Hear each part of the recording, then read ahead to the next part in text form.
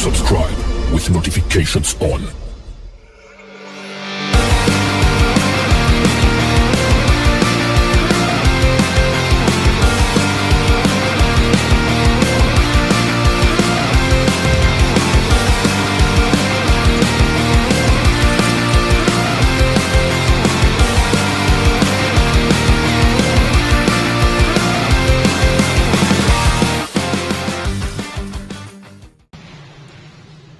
Assalamualaikum warahmatullahi wabarakatuh. Teman-teman, ketemu lagi di Bengkel Mobile Service, bengkel tepatnya teknisi pemula kumpul. Oke teman-teman, kita akan mengupas sedikit buat yang pemula silahkan fokus dan fokus. Ini banyak juga yang bertanya, bang kenapa sih TV nggak mau start? Oke, jadi buat yang pemula karena banyak subscriber banyak subscriber baru yang pertanyaannya seperti tidak menjurus seperti itu, yang cuma menanyakan, bang TV saya nggak mau start seperti itu, bang TV saya, dan hampir rata-rata yang menanyakan adalah televisi Cina. Padahal bang, langkah-langkahnya sudah saya contoh seperti cara abang, saya mengganti tripod dengan 1K, saya mengganti ini, tapi kok sama aja, kata dia gitu. Oke, jadi teman-teman, konsepnya seperti ini. Hal yang pertama yang kita perlu ketahui adalah nih, tegangan pada B+. Nih, tegangan pada B+. Tegangan yang mensuplai area playback. Kenapa sih harus seperti itu, Bang? Karena ini memiliki keterkaitan khusus, dalam kata arti, nih, tegangan B+. Tegangan B+ ini dipakai sebagai umpan balik atau kopling dari regulator itu. Jadi, apabila tegangan B+ drop, otomatis tegangan yang lain pun ikut drop dan berpengaruh kepada tegangan 10 volt yang menuju langsung kepada transistor kembar, sehingga tidak menghasilkan tegangan 5 volt untuk IC chroma. Nih, teman-teman nih. Dia nih. Jadi kita ulang lagi. Fokus. Kenapa pentingnya tegangan B+ adalah ketika apabila dia drop, tegangan B+ itu kan dipakai juga sebagai umpan balik atau kopling dari regulator. Jadi apabila dia drop, maka secara enggak langsung tegangan yang lain pun ikut drop. Terutama tegangan jantung regulator 5 volt nih di kaki tuner yang akan menuju kepada IC chroma. Kalau IC chroma ini enggak mendapatkan tegangan 5 volt, maka televisi enggak bakal mau aktif. Seperti itu. Jadi B+ amat sangat berpengaruh, tegangannya harus benar-benar bagus sehingga tegangan-tegangan yang lain ikut bagus. Kalau dia drop, maka yang lain pun ikut drop. Tuh hal pertama dari B+. Hal kedua, banyak juga teman-teman yang menanyakan, bang ini sudah saya ganti tripod tapi TV tidak mau start. Oke, pelajari dulu yang rusak tripodnya atau bukan. Kalau bukan, ngapain diganti? Seperti itu. Berarti Anda salah target, berarti mungkin Anda terlalu banyak menyekip video sehingga tidak tahu jalan ceritanya. Itulah pentingnya sebuah tutorial, harus tahu penjelasannya seperti apa, harus tahu cara main ceritanya seperti apa. Seperti itu. Jadi, fokus. Ada juga, bang saya udah ganti elko. Bang, elko besar tuh bang. Tapi kok masih drop nih teman-teman. Apabila elko bagus, ngapain harus diganti? Seperti itu. Apabila elko bagus diganti, berarti Anda salah target. Seperti itu. Jadi, penggantian spare part harus tahu jalan ceritanya. Jangan asal diganti aja. Jangan asal main ganti-ganti aja tanpa tahu ini rusak atau enggak. Contoh, bukan berdagang, elko hanya bisa diukur dengan ESR. Kita masuk ESR nih. Nih kita kalibrasikan 0. Nah, seperti ini. Nih buat yang pemula ini penting. Nih, kalau memang ini kita ukur, ini kan sampai ke 0, di atas 100 mikro itu sampai ke 0. Kalau memang ini bagus, kenapa harus diganti? Berarti permasalahan bukan sama ini. Jadi teman-teman yang melihat tutorial saya dan saya mengganti elko langsung bagus, terus teman-teman ganti tidak terjadi apa-apa, teman-teman salah mengartikannya seperti itu. Jadi harus tahu jalan ceritanya seperti apa.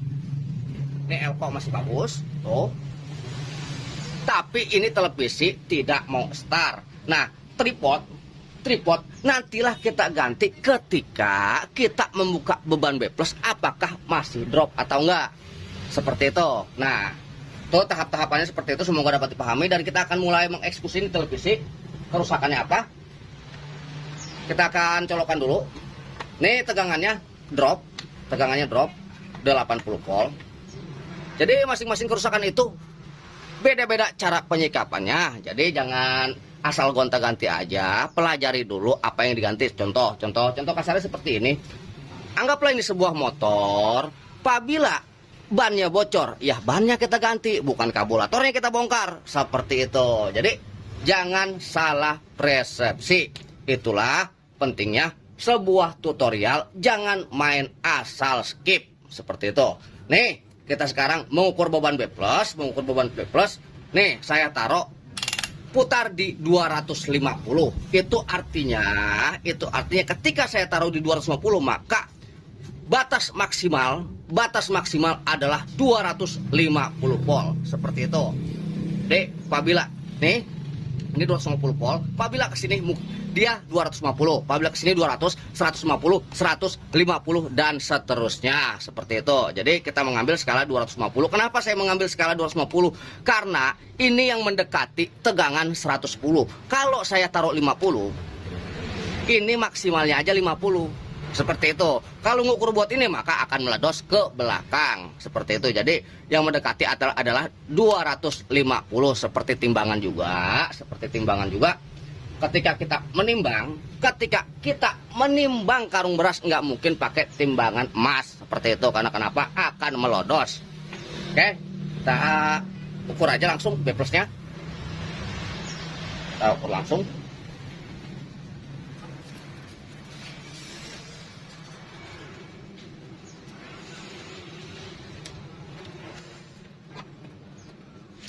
Nih kita taruh di sini. Silakan teman-teman lihat.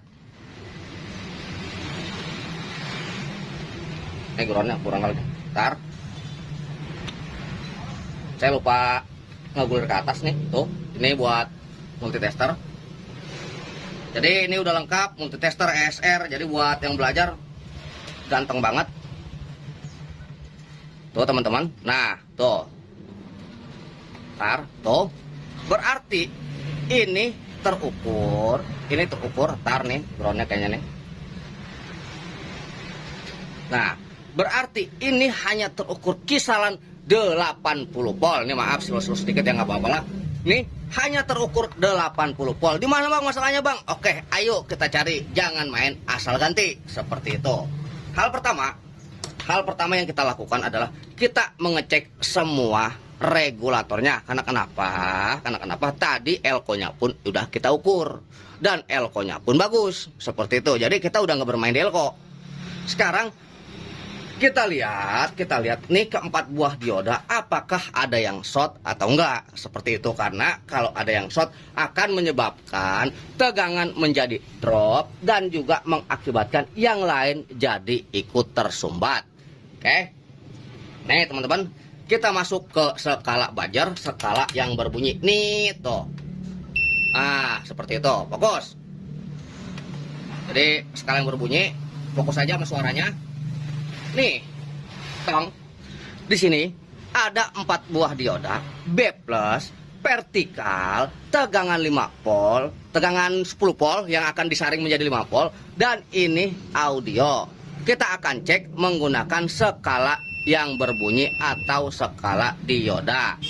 Nih, kita bolak-balikan.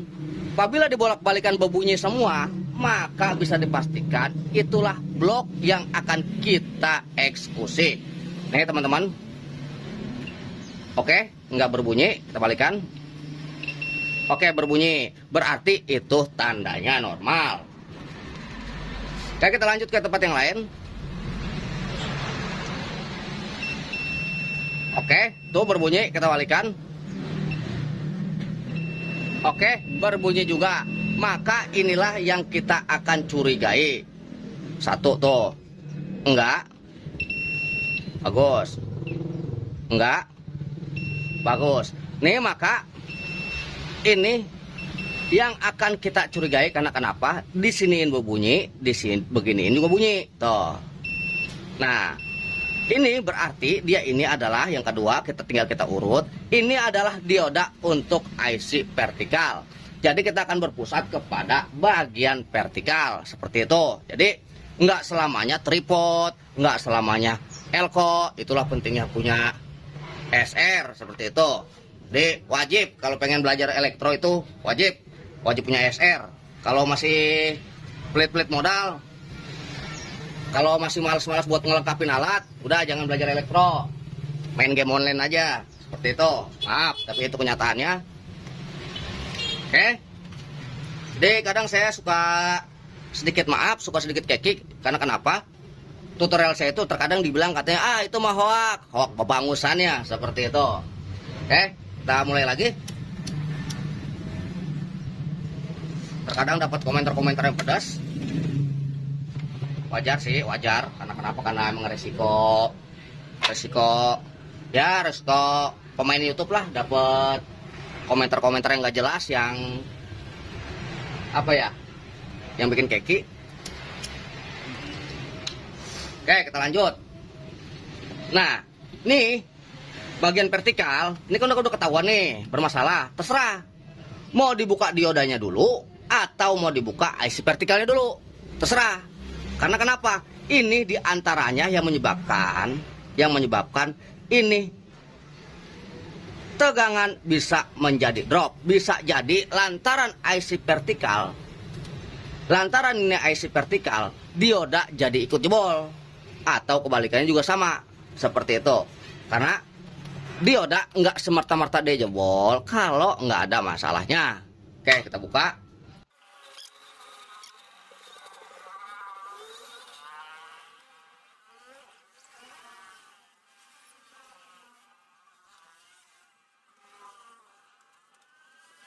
Nah, ketika dioda udah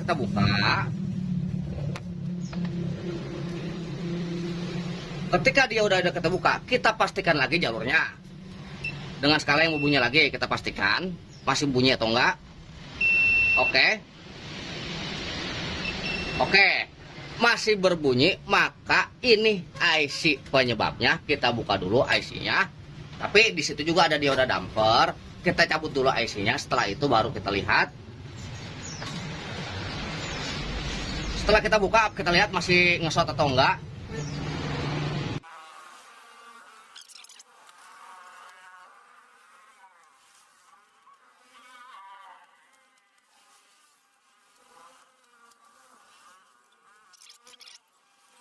Kita lihat, kita ukur lagi dengan skala buzzer lagi, skala yang berbunyi lagi.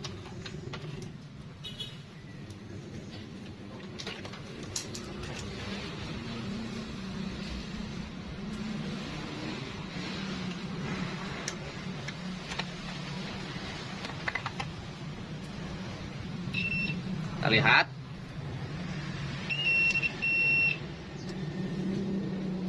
Oke, tuh udah nggak berbunyi. Tadi kita bolak-balikan berbunyi, sekarang udah nggak berbunyi. Tuh, ciuk kayak kata dia. Tuh, berarti permasalahan ada pada IC vertikal. Setelah ini kita ukur lagi tegangannya.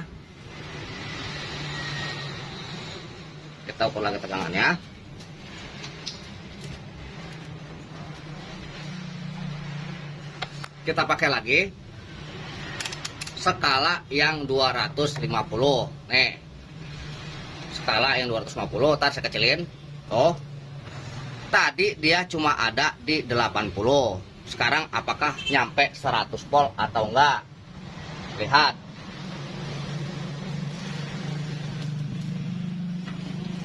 Nih, di sini di elko 160. tuh di 110 ganteng jasa. Dan kita lihat gambarnya, ini mungkin udah start. Cuma bergaris karena belum kita memasang IC vertikal. Tuh, gambar bergaris karena kita belum pasang IC vertikal. Seperti itu. Sekarang tinggal kita nyari IC vertikalnya. Gampang nggak? Iya, emang gampang ngeliatin mah. Jadi liatin. Jadi pahami, jangan banyak di skip kalau Anda ngelihat tutorial. Tutorial apapun itu, bukan cuma tutorial baba, tutorial semuanya. Jangan main asal skip karena kenapa? Coba cari tahu jalan ceritanya, bukan jangan asal ganti-ganti aja. Ntar nggak bisa baba yang disalahin. Oke, kita lanjut. Nih kita nyabut dulu. Lama nyabutnya, spare part udah habis, kalian Bang Idoy cabutin. Oke, kita rapikan dulu nih.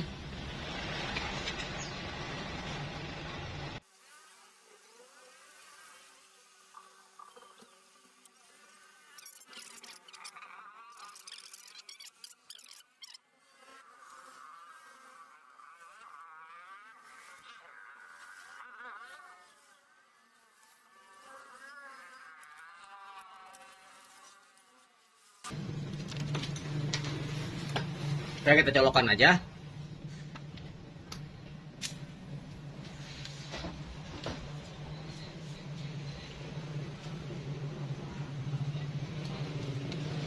Tuh teman-teman, hasilnya pun luar biasa. Jadi ya cacat-cacat vertikal begini mah gampang tercari. Nih, jadi udah beres.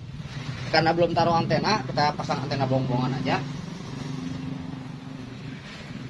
Nih, tuh ada cacat bagian vertikal. Ini mah gampang, ntar pakai ESR juga beres. Karena kenapa? Ini adalah kasus yang mudah luar biasa. Di tutorial saya pun banyak.